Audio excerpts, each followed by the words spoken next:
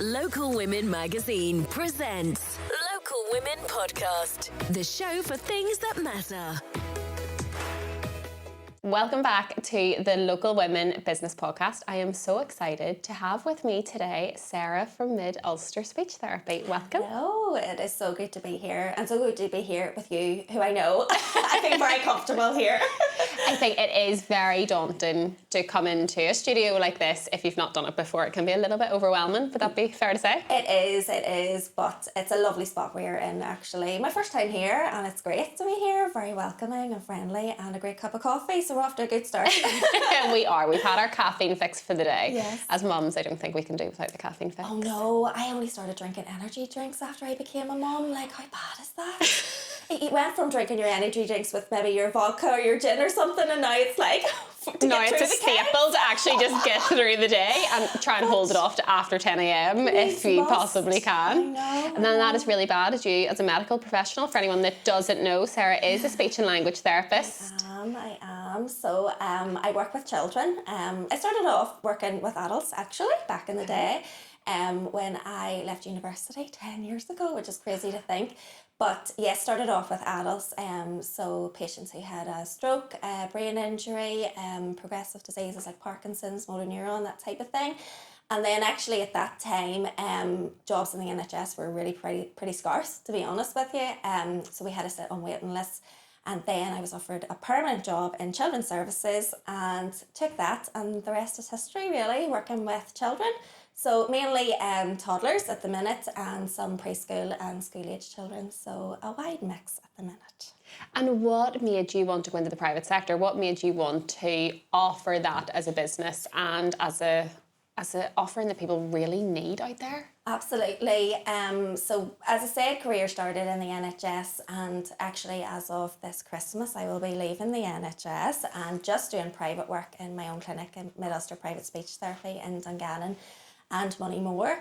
And really the private side kind of started in 2022 on the back of COVID.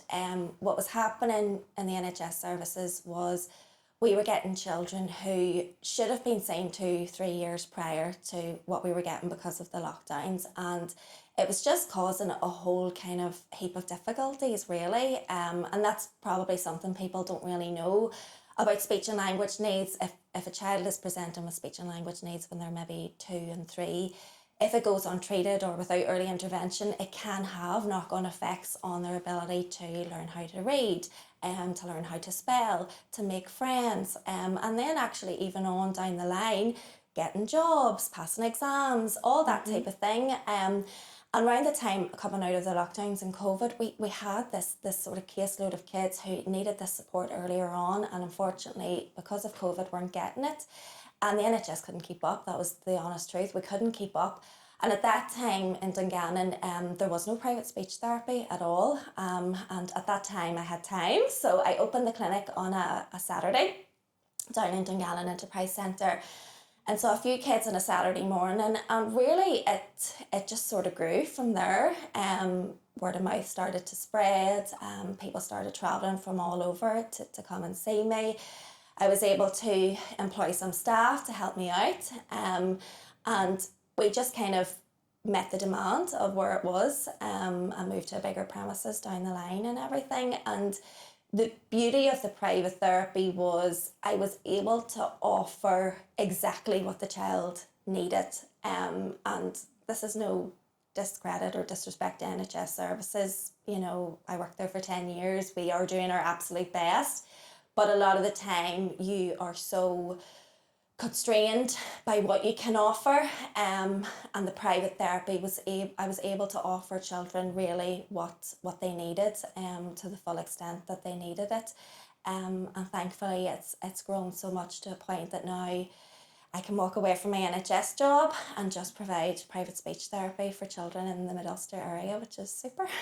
It's amazing, and I know we met probably a year ago now. Over a year ago now, yeah. Yeah, and I at the time just thought this is amazing because it's exactly what I would want for my kids, and I did approach you about my little Freddie. Yeah. And as a parent, whenever you're faced with anything with your children, you know, anything wrong, whether it's speech or the likes of my Isabella's medical condition, you want the best for them. You want somebody that you know that you can speak to regularly, that you can ask questions, that you have them on hand for those difficult times, those difficult conversations, and know they're getting the best. And as you said, it is no shade to the NHS, but you just don't get that level of service. You can't pick up the phone and have a conversation with your child's therapist. Yeah. And sometimes as mums, we need that. Yeah, absolutely. And as I said, you know, I owe everything to the NHS. I wouldn't be the speech and language therapist that I am today without it. And the team I work for in South Eastern Trust in particular just absolutely fantastic. But it's a wider systemic issue. You know, it's coming right from Stormont, where the issues are really in not being able to provide those services. And I suppose for me as a speech and language therapist, things really changed then when I had my own kids, and I, you know, really experienced firsthand what it's like trying to raise children. And then if you have maybe an additional need or an additional worry on top of the normal everyday things, it's really blimmin' hard. It's really hard. Like, there's no two ways about it. And I suppose I'm in a very lucky position at the minute because I have a 2.5-year-old boy, I have a 1-year-old girl, and I am in the thick of where a lot of the parents who I work with are as well, you know, and we bond over that. We've developed, you know, with the parents who come and see me with concerns with their toddlers talking, I can empathise with all those challenges and all those difficulties that go with them, and we're on the journey together, you know, we really, really are. I actually had a wee man recently. He came to see me in January. Mum phoned me. She was really quite upset. She said, he's almost 2, there's no speech, you know. And by 2, you know, we really should have at least 50 single words and starting to join words together. She phoned me, said, there's no speech, please, you know, will you see him? And at that time, I was actually on maternity leave. I use that term loosely because when you own a business, you don't really get maternity leave. But this particular one was really quite distressed. So I said, yes, no problem, you know, come in and see me. And the wee man came in, he was 22 months at that time. We did an initial assessment, and that initial assessment taught me everything I need to know about his attention and listening, about his social communication skills, about his understanding of language, about his vocabulary, his ability to articulate speech sounds, and any kind of risk factors that would be identified that may be causing a speech and language delay. And that assessment was an hour long, but the parent was able to walk away with a physical sheet of paper in her hand with a plan as to what to do to get this wee man talking. And that in itself is just so valuable to parents. Like, as a parent myself, to have something concrete that I can work on that say, right, this is what an expert is saying, this is what I know I need to do. And I do say that to a lot of parents, you know, if you're sitting Googling all night, speech delay, autism, why is my child not talking? You need to see somebody, you know, even if it is just one appointment, it can make the world a difference. But he came in, we had the plan in place, and then he started seeing me for therapy sessions on a sort of 6-week basis.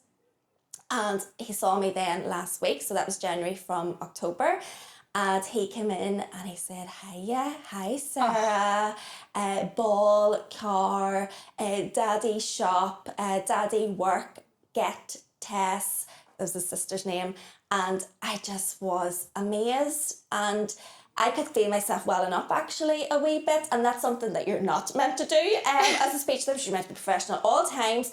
But it just really kind of showed me how much of a journey we were on together. And I was just so pleased for him, pleased for his mummy. And yeah, I felt every part of it for them, which was amazing. You said there about how you shouldn't well up. Yeah. I just think that's such a natural reaction. And that's one of the things that I think you do get in private practice that you don't maybe get in the NHS, because those feelings need to be squashed because it's not professional. Yeah. But really, as a mummy, sometimes for a professional to say to you, do you know what, this is a bit wick and this is really hard, and I get it. To me, you are as much the therapy as the speech and language, Yes. if that makes sense. Yes. You know, you're Yes. as much there for the parents, because even for me, the time that I contacted you, just to have someone listen, understand, and say, look, there's stuff that can be done with everything. Yeah, yeah. That's a lot. It is, and a lot that I would hear of in clinic is mummies in particular would say, I've always had these concerns, but family told me not to worry, or, okay, he'll talk at his own time, or boys are always late to talk, and maybe parents have delayed access and support because they've been listening to other people, and we do that to our family and friends. We try and reassure them. It's a very natural thing to do.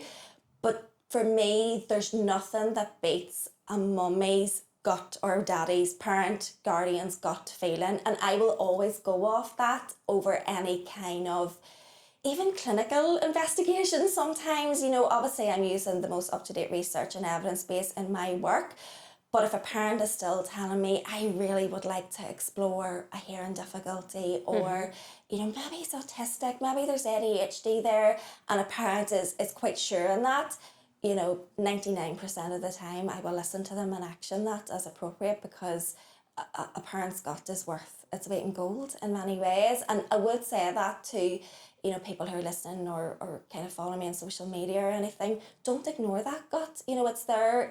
Those thoughts, where I need to do something about this, are there for a reason. And if it's just lifting the phone and having a phone call with me or any private speech and language therapist, that might be all that you need to reassure you, to tell you, yeah, this is worth looking at, but just don't ignore the gut feeling sometimes, Yeah.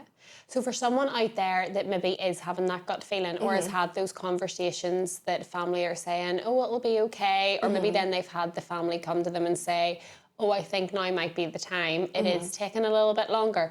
What would be the best route for them to go to get advice? Yeah, so well, I suppose the milestones that I would want to be looking out for. So if you are thinking about your child's speech and language skills, at around 18 months, we would want 10 words, 10 single words is the average. We want a minimum of 6, really. Anything less than 6, or if there's no words in particular, then you want to be accessing support. By age 2, a child should have 50 single words and be starting to join words together into little phrases. And by age 3, it should be, quite consistent, 3, 4, 5 word phrases, hundreds of single words, and generally speaking, you should understand most of what they're saying to you. So if you have a child you're thinking, gosh, no, they're actually not really meeting those milestones, the first thing that I would do is you could contact your health visitor. Now, health visitors are amazing, but very hard to get a hold of sometimes. Yeah. So you could contact your health visitor. You could also contact your GP, and you can ask for a referral to NHS speech and language therapy. Some speech and language therapy clinics in the NHS do offer self-referrals as well, where you can just phone them directly. When you do go down that road, you are looking at a wait, and that is just the reality. And I think people, need to know that it can be a year, it can be 2 years, that is just what it is at the minute. For some people, it might be okay to wait that time, and that's fine. You're still going to get a good, decent level of speech and language intervention if you go down that road. Private therapy could be an option for you if you don't want to wait. And I think parents, can sometimes misinterpret that, okay, if I go down the private speech therapy route and he needs, weekly sessions, that's going to rack up. But actually, for a lot of wee ones, it could be an initial appointment and no more appointments for another 6 or 7 weeks. And you do the work at home. There's this kind of misconception that it's going to be a long-term ongoing thing. But it's really based on what your child needs. And as private therapists, we can give you recommendations, but it's up to a parent what they want to pick in for, what they want to access. Other than that, there's some really, really good Instagram pages and TikTok pages too. What I would say about those, though, is tread carefully. The information isn't always clinically viable. It's not always evidence-based, but there are some really good things out there. And just if in doubt, access support, don't ignore it. I suppose going back to my earlier point, children who have speech and language difficulties do often have other associated needs, such as autism, ADHD, learning difficulties, hearing difficulties, and seeing a professional will help you access support for potentially other things as well. Sometimes if a child has got a speech and language delay, it's maybe worth seeing a community paediatrician to look at their overall development. But those clinics and those supports are available. You just have to make the first step to a qualified professional to signpost you in the right direction based on your child's needs, really.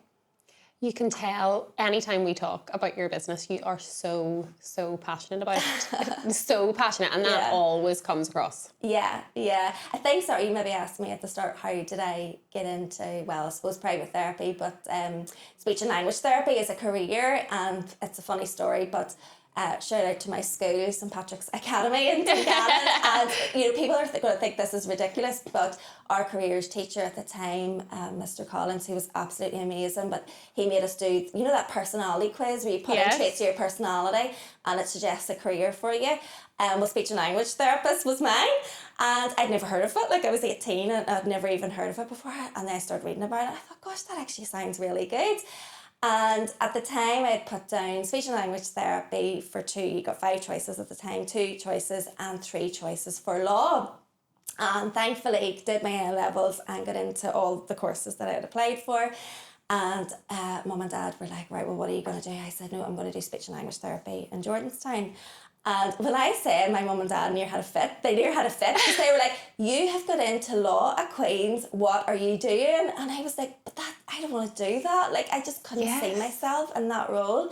And thankfully, as strong-willed and headstrong as I am, I kind of went with my gut and I went with the career that I felt was best. And now, I own my own business. I'm my own boss in it. And thankfully, it's turned out for the best. So yeah, that's how we got into it in the first place, which is quite funny. And you have had 3 years now doing this part-time alongside your NHS job. Mm-hmm. How have you found the first 3 years in business? Well, I opened Mid Ulster Private Speech Therapy on the 2nd of May of 2022. On the 27th of May of 2022, I found out I was expecting my first baby. So that was fun. All planned and everything, thank goodness. But I suppose I wasn't expecting the business to take off in the way it did. That's really the truth. And moving from NHS into private practice, there was a lot to learn. There really was. And there was a lot of tears. There was a lot of hard times. You have to... I knew I was good at what I did. I knew I could provide an excellent service, but I had to learn how to run a business or there would be no business, and that was the reality of it. So after I had Killian, I went back to the NHS part-time and was able to do the business on the side. Then I had Ava, and I suppose I realised when I was in my pregnancy with her that the business was going to be the next sort of big step for me. And I knew I needed help to do that.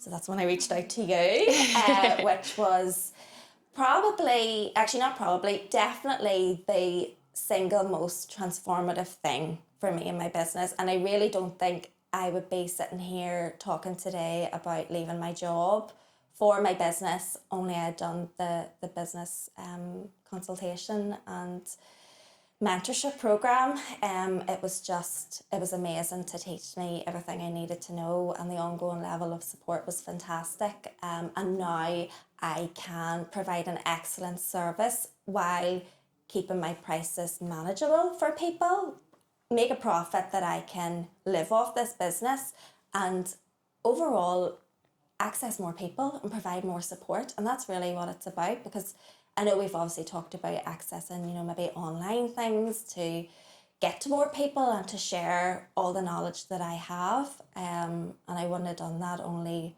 reaching out for support, really. Same as a parent who's got a child with speech and language difficulties. I had a business I didn't really know how to run, so I had to reach out to somebody.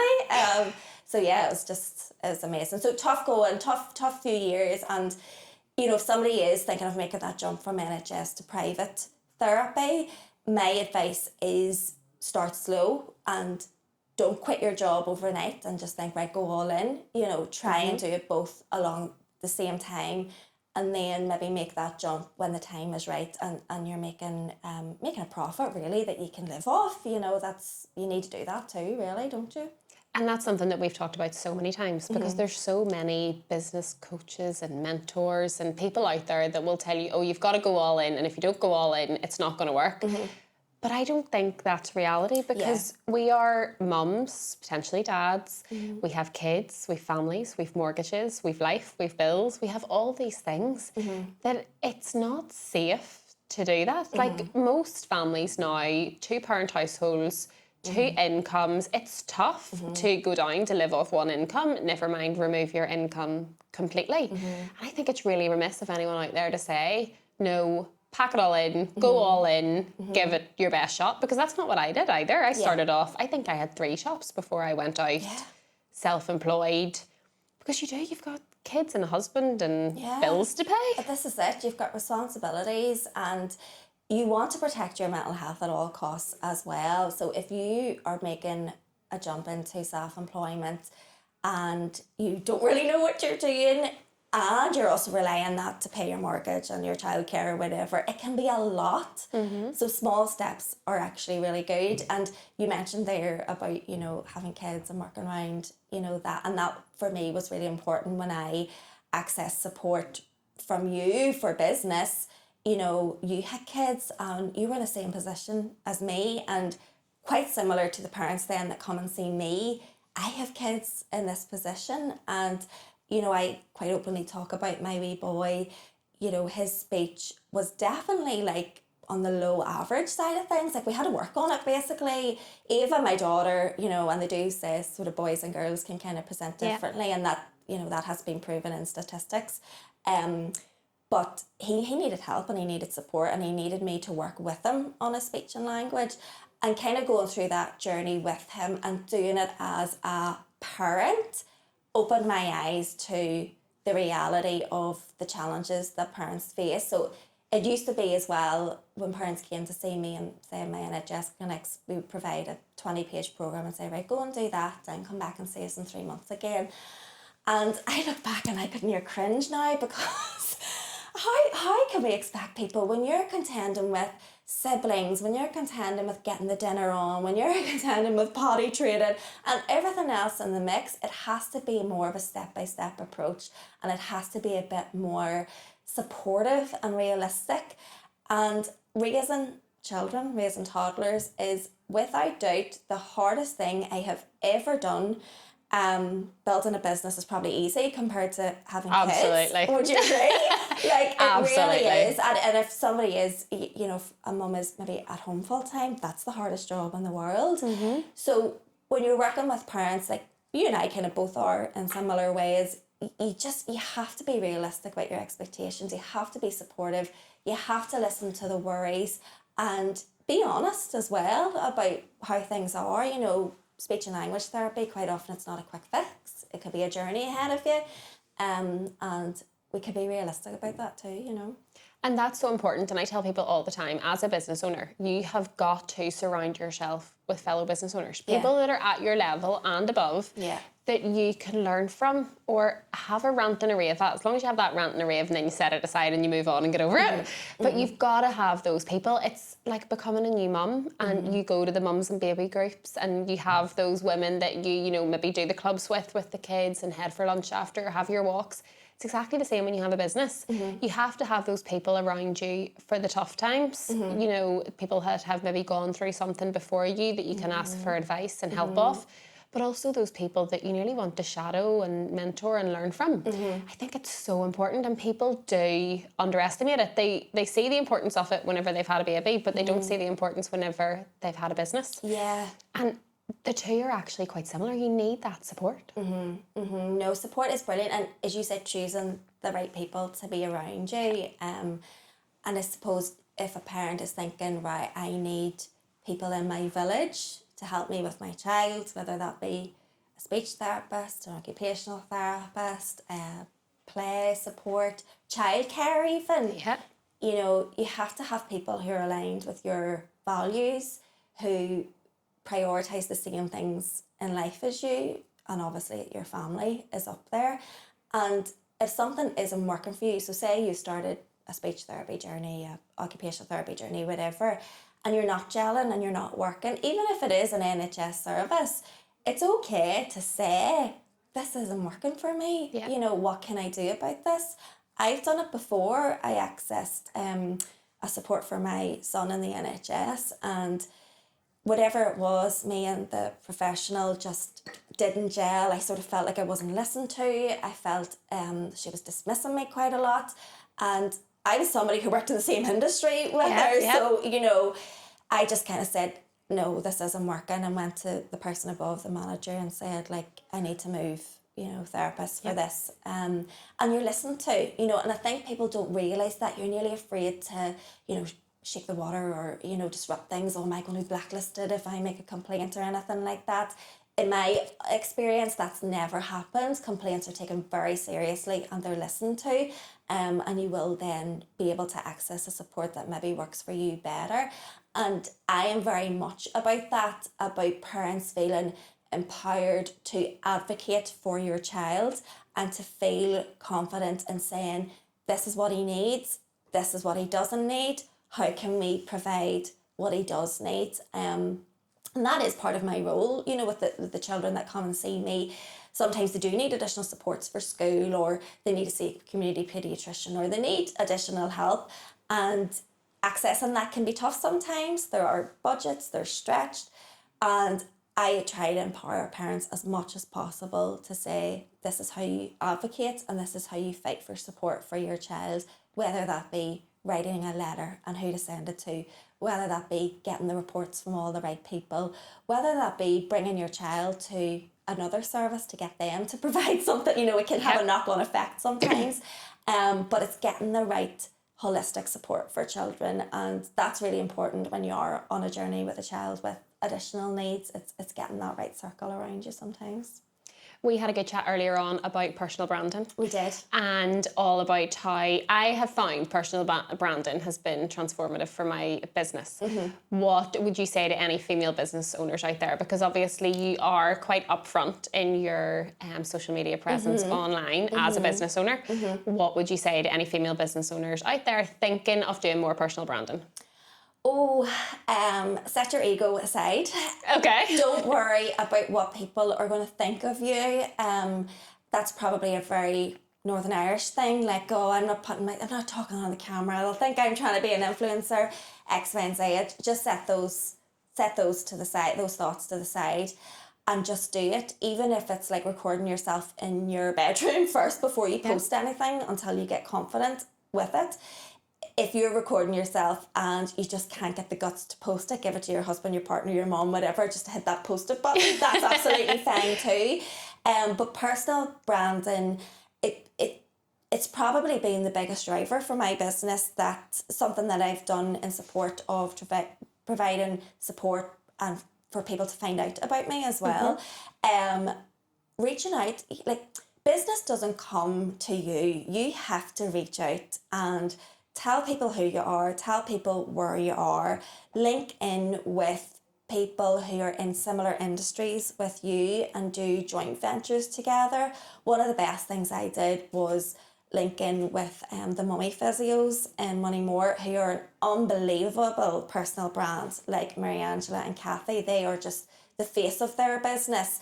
And we started running speech and language therapy clinics with them, and then that helped my personal brand come on. So, you know, getting yourself out there, getting out of your comfort zone, and putting your face forward, sharing information, sharing things that you know, whether that be, you know, packages, programs, activities in my case. But it's hard to get the thoughts of what will people think of me putting my personal things out there. But if you can get that aside and don't be afraid to share your story and be honest with people, I think people really appreciate that. Absolutely. And what has been the hardest part of the business to date? Oh, probably having the two kids at the same time. Okay. So fair. It's so funny. Fair. If I could go back, you know, I would wonder sometimes, should I have spent time building the business and then had my family? You know, whereas for me, it was very much both at the same time. Kelly was born in 2023 and Eva in 2024. However, having the children has made me a better speech and language therapist. It's made me more understanding. It's made me more empathetic. It's made me more realistic. So in some ways that has helped my business, really. And the hardest part for me was getting my head around numbers, actually, sometimes. Like, you know, it's great to think, oh, I'm a good speech therapist. I do this and I do that and it'll all be fine. But you have to balance your P&L, your profit and loss, or your doors are closed, and that's the bottom line. No one teaches us how to run a business. You were taught how to be a good speech and language therapist. You weren't taught how to run a business. No, you weren't. No. And I think somewhere down the line, I might go back and study that a wee bit more.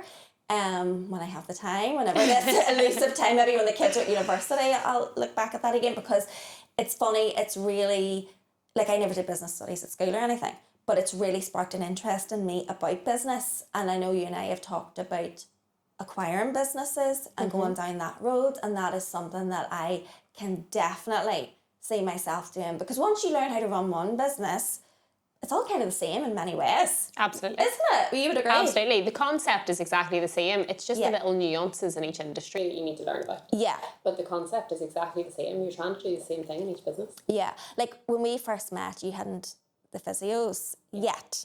No. Can we talk about that? Yeah. And now that you have that acquired, like, I cannot believe the knowledge you have about physio. About physiotherapy? Honestly, like, I really can't. Like, it's like talking to a physio in so many ways, the way you describe the services that are provided, the management supports, the program supports.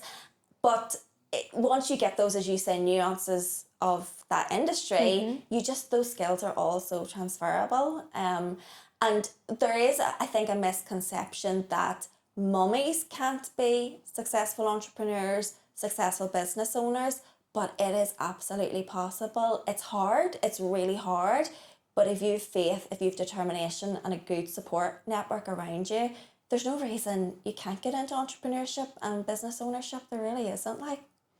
And I think when I look back at my life in the corporate world in comparison to the life I have now as someone with multiple businesses, but even just with one, my life is completely different, and that of my kids is totally different. And I, in the corporate life, would have felt guilty leaving for a pickup, or, you know, oh, that's the awkward one that has to go to her daughter's medical appointment. And as much as your employer had to give you that time off, you also felt like you were given the side eye on the way out the door. Especially as you move higher up the corporate ladder, I think you definitely are overseen somewhat, and it shouldn't be that way. But my experience was that it was always still there. And I feel, having my own business, I refuse to apologise. I refuse to apologise for wanting to drop my kids off at school, for wanting to be at pickups. For, you know, Monday this week, Isabella had a really long medical appointment. And I will still, even now, have people make comments that I'm at that chapter of my life where I want to do those things. And I just will not have those individuals around me. You can best believe the second that a comment like that is made, those individuals will not be around me, because I refuse to apologise. I have this life because I want to spend my time with my kids. And I don't want to have regrets about not maximising that time. Yeah, I totally agree. And that's probably been a driving force for me. I don't want to look back when I'm 80 years of age and think, God, I worked too much. You know, I worked those hours. You know, my NHS job was down in West Belfast. It was almost an hour commute every day, and I don't want to think I missed that time with the kids. And I'll never forget it. Actually, I think I emailed you about something during the summer holidays, and your out of office came on, and it was, thank you for your email. My working hours are currently restricted because of the summer holidays, but you can get me on X, Y, and Z. And I just thought, wow, that was the first time I have ever seen any kind of business owner be honest about, I have kids, I'm at home, and this is the reality of it. And I remember I showed it to my husband, and I was like, how bloody cool is that? Like, normalising that you can be a mummy, you can own a business, you can be a good wife, you can have a nice house, you can do it all. Maybe not all at the same time. You know, some things have to drop. Like, I got my house cleaned yesterday because I just could not. I just didn't have the time. You know, so there are things that you maybe do have to compromise on, but with the right support and the right circle around you, it's doable. And if you are a business owner and a mummy, daddy, you know, speak out and share your experience. There's actually a new podcast I've come across on LinkedIn called, I hope to get the name right, is it The Founding Fathers?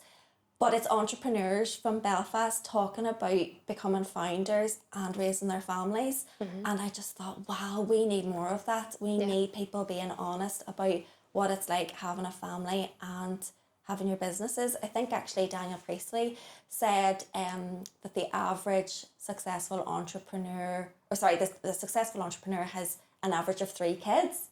And that shocked me. I was like, how can you be so successful and have 3 kids?